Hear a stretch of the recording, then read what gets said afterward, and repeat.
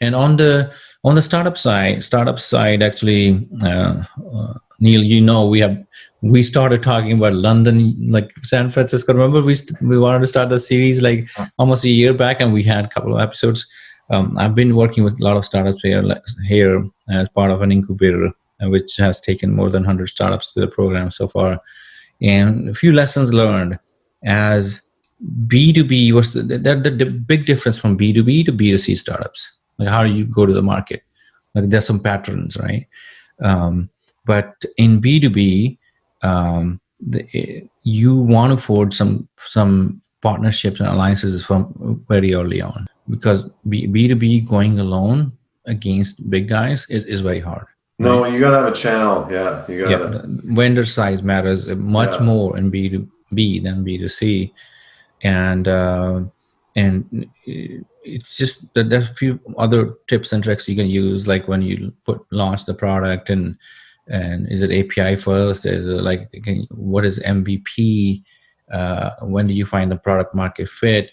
And on the healthcare side, I feel kind of for your company you're working with, I feel for them because they are in a tedious situation. We have some companies in our portfolio, if you will, an incubator, which are in that sort of situation. It's not B2B exactly. It's not B2C also. It's not B2B to C also, what we call it, business to business and then to consumer. It's not that. It's like between B2B and B2C, because all these clinics, right, the doctors and the offices, they're private, right? You said, right? They are like individual businesses most of the time, like 2-3 doctors put together, and they open a clinic and stuff like that. And they act like a business, but they are individuals. So it's like it's very hard to sell to SMB. They are a small and medium business, right? So good luck to you guys, and let me know if I can help in any ways.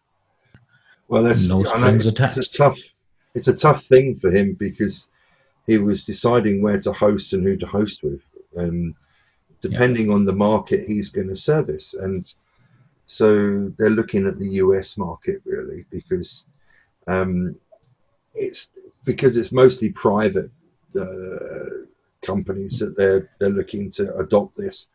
Mm-hmm. And the private medical companies over here, there's about 4 or 5 big ones really, but there's a humongous list of them over in the US. And the US is mostly private. Yeah, and they're more used to that over there than and to be more regulated. But the app he's got is pretty good. But it's interesting to see how that pans out.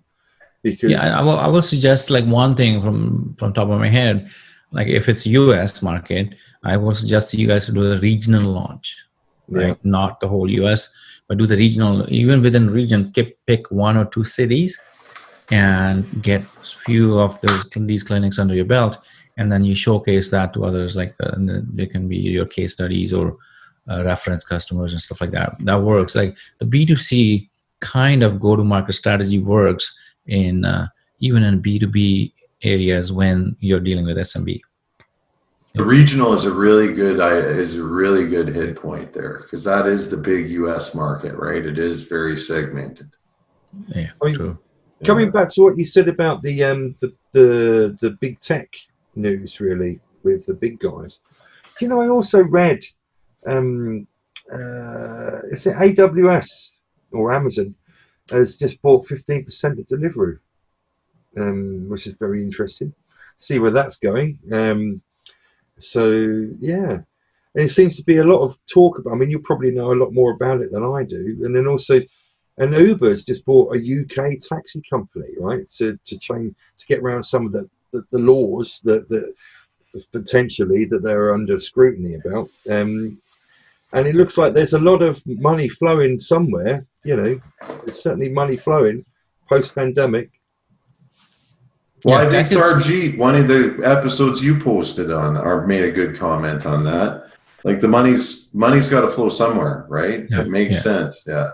The money's flowing into tech like crazy, and tech companies have doubled in their market cap in the last year or so. It's crazy. Like we were thinking about like seeing $1 trillion company like 12 months back, I was like, which one was the first one? Which one is the first one? Now we have $4 trillion companies, and they're all 4 tech companies. And more money we print, we have the luxury of printing as much as we can kind of in the US, because it's the reserve currency of the world. The Dollar is the reserve currency. Yeah. So actually, it's a blessing and a curse in many ways, but long stories. But more we print, the cheaper the money is, and more abundance, and then it has to go somewhere, right? It has to go somewhere, and then it goes into tech right now. It's going because people don't see any other bright spot, right?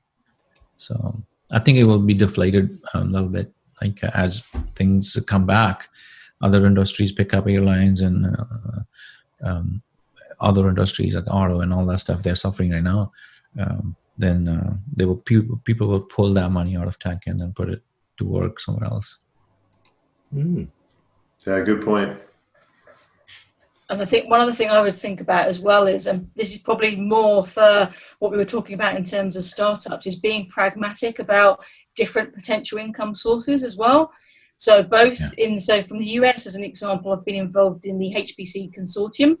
And that was at least 11 of the big tech companies, but also a number of research institutes and things coming together. So it was primarily orientated around COVID and accelerating the curve around research. But it was a great example of collaboration, ethos of collaboration over competition, for example. But off the back of it, it's really put together some really interesting partnerships. It's brought to the fore certain research opportunities. There are funding available. So Neil, the healthcare one, for example, still some money floating around some of the Horizon 2020 stuff. There are still some things in Europe that can be done from a collaborative basis, but certainly from that US angle as well, I'm really aware of some things that can be done. We could do, there's an extra spin maybe that could be done on what they're doing from a research angle, for example, can open up a whole new door and to really do some good with it at the same time. So that's the other thing I'd say to people out there. Think a bit more holistically maybe as well, not just the primary proposition of what you were looking to do. There are other things available, and there could be a really interesting spin-off for society off the back of that as well. I think we should form our own startup advisory workshops. I think from 4 diverse backgrounds, I think they'll get pretty much every base covered, Definitely. Agreed. There's a real need for that. Absolutely. Agreed. Absolutely. Yeah. Coming back to what you were saying, Tony, over the bringing the sales back into developer operations or DevOps, right? So or in developers, full stop. It's a skill that they don't naturally lean to. Certainly when you're an in-depth techie, right, or coder, right? It's normally quite insular. It's interesting that you've picked up on that and you're working with that. The guys out there, because I think that's a massive skill that lacks. Absolutely, and it's one of the biggest restricting factors for startups is confidence. Certainly from a tech point of view, Yeah, the number one, we have learned this by watching thousands of startups here in the Bay Area, is the number one mistake. Successful startups. When I say successful startup, means they have good product, they have enough funding. They fail. Successful startups can fail.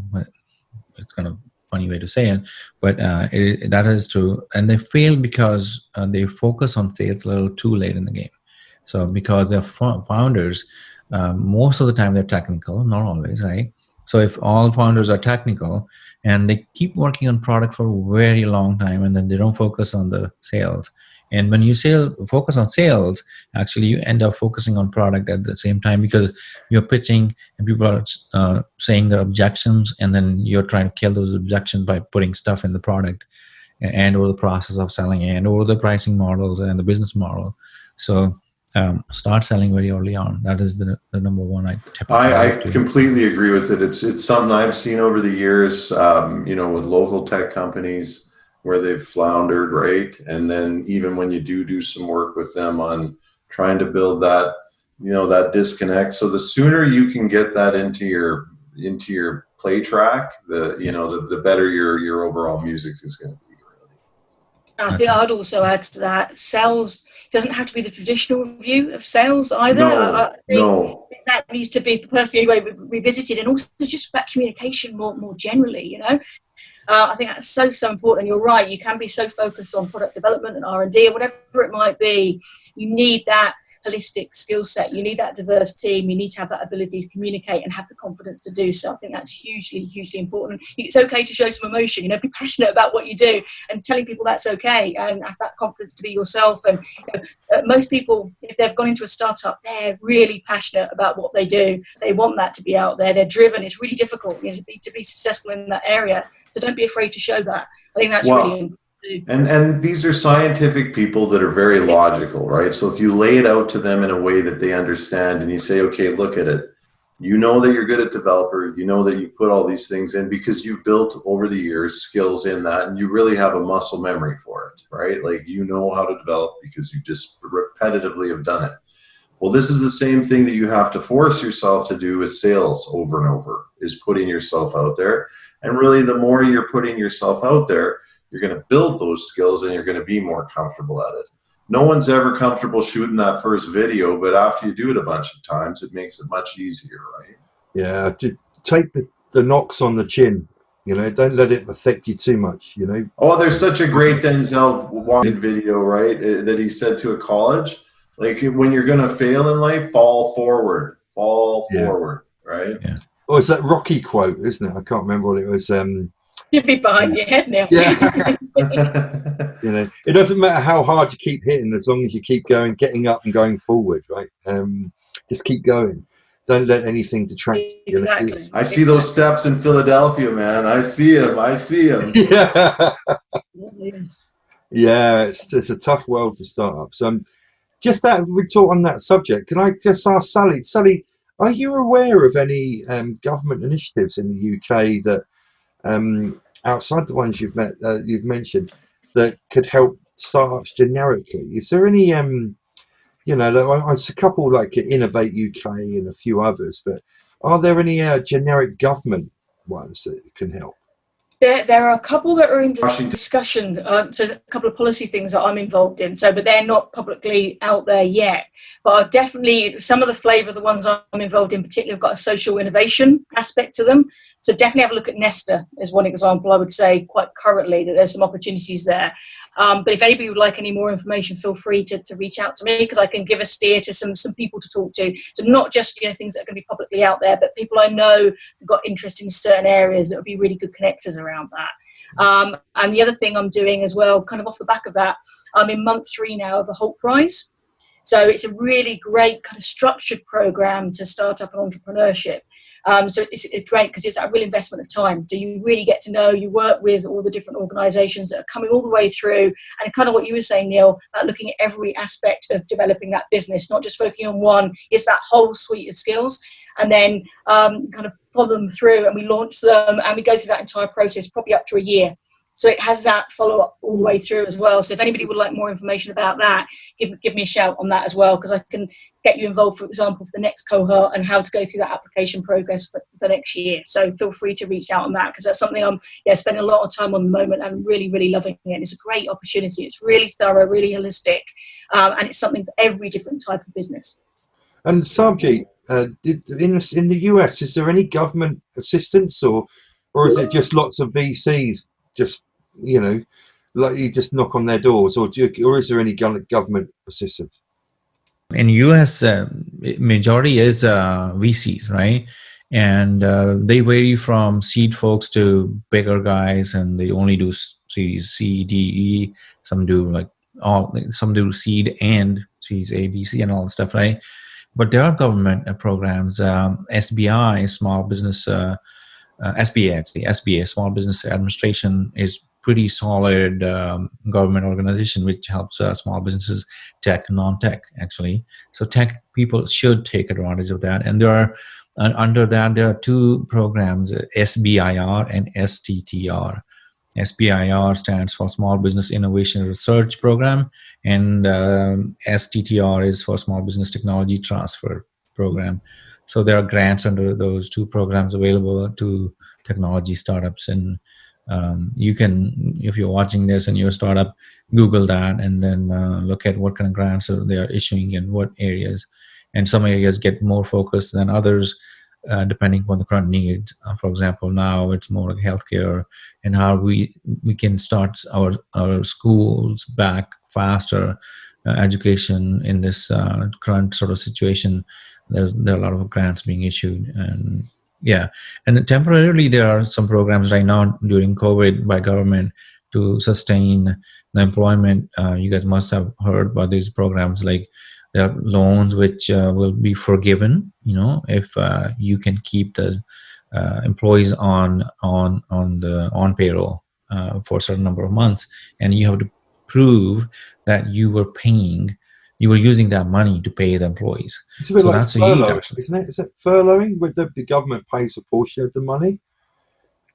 It's not portion of the money. It's like you can use for the whole payroll, and some actually it was, according to me, poorly put together program, because a lot of companies which didn't even need this, they got it, right? The companies which needed it, they couldn't, because it was like whoever applies first gets approval. Like, it's a very hasty implementation and hasty execution.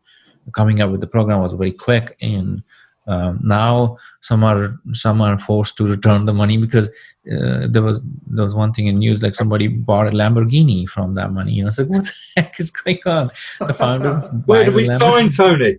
Hey, you got it. Like I've been seeing on Facebook all these ads for like leasing a Lamborghini, and I just hope that AI knows something. I hope that AI knows something about me. I kind of laugh on the Lamborghini comment. Yeah. A nice lime green one. It's your background. No, not a lime green one. Is there any help in Canada? There certainly is. I know that it was a little over a year ago, I had a really good chat with Jonathan Schaefer, who's been very involved with AI, the AI community at U of A. He led that to one of the top AI institutions globally for years. I know that I had a good chat with him. There is some money that's come into Alberta. I don't feel enough, right? There is money going into that direct AI technology into Ottawa and to some other parts, and they're doing well with it. There certainly could always be more. And then just at the general startup level, I've been involved over the years. Like we've got Edmonton Economic Development, other organizations that certainly, government-funded startups that certainly engage and get individuals that give them an environment for that, right? So there could definitely be more focus on the tech perspective, right? In my track, in my lane, but there's still, certainly enough programs out there for sure. Yeah, I visited a Toronto area. Whenever I go to Canada, I try to visit the incubators there, because I'm in love with those entities. And when you visit those incubators and then you get to talk to their founders or people who are running the show, and they can tell you a lot more about these kind of programs. And so if you're a startup in any part of the world, talk to your local incubators. If you don't have one in your city, you go to the next bigger city and find one, and then talk to 2-3 different ones, and they are there to help you. And of course, they're there for the deal flow for the VCs. That's how the incubators work. But you can get a lot more free help from them, even if you don't end up joining them. Yeah, and I've got some direct contacts here. If anybody certainly is interested, reach out. Yeah, Sally, what were you saying? Sorry about that. No worries. I was just going to add as well, incubation zones I think are really, really interesting. And one thing I'd look at there as well is there's a change in how they're running. So not just about the COVID situation, it was happening beforehand, but obviously that's accelerated it now as well. But we're starting to see not just a physical incubation hubs and like-minded complementary industries coming together. We're starting to see virtual versions of that as well. And Neil, one example of that is around healthcare, and 7 cities within Europe are coming together to look at certain issues within that sector. And it's almost like a virtual twinning of cities around a theme and these incubation hubs in that area. And they're doing tailored, kind of personalized opportunities to tackle things that are affecting those cities. So there's definitely some opportunities there as well. So again, look around at what's happening, because there's definitely some opportunities, tailored to you, your sector, and what you might need. So that's definitely an area it's growing. That is such a great point, Sally. And it tweaks me on this, and this goes back to the web has certainly opened up the world a lot more than to just siloed kind of organizations, or even within a certain country, or with, only available here, right? Like I think of what Matt Carletto's doing out of Poland, right? And some of the great startups that they've already instigated and incubated in the US, right? And now, like when you talk about the virtual stuff, right? You look at what they're doing there as well with the virtual community on startups and engaging with startups post-COVID, right? Really taking that message. I mean, it's such a great medium. We're going to do this with the, at EduHacks, right? We're going to do this virtually. We're going to do some cool things with that. And I think that you'll see more flavor from that even as we come out of this and as we hope and get to this good, space where we get a vaccine and we get back to some normalcy. I think we're going to gain a lot of good advantage from all this virtual stuff, and it's going to expand the capability beyond just your own borders to really build out a startup, right?